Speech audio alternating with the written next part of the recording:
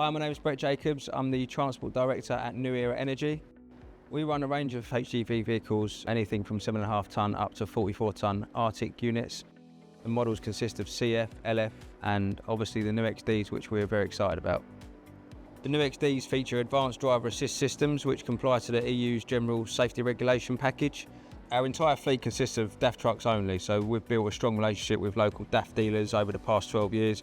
The XDs come with a number of safety features which are very important for our DVS 4-star system. We do a lot of deliveries in London. A DVS system is vital and it's something we need to comply with, so the new XD model comes with that as a standard feature.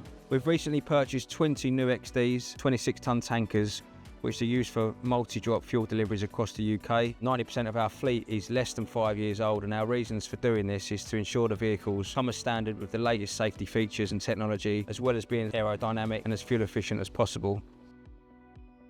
I'm Billy Fuller. I've been at New Era for about 8 years now. I'm currently the transport manager. I've been a driver here for 6 years before that. The new windscreen on the XD is game changing. It's a massive, massive difference. You can see so much more.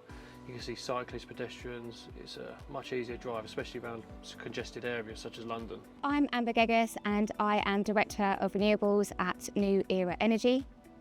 New Era began its journey in 1919, initially as an oil and lubricants company. Today, New Era is a prominent distributor of various fuels, including hydrotreated vegetable oil.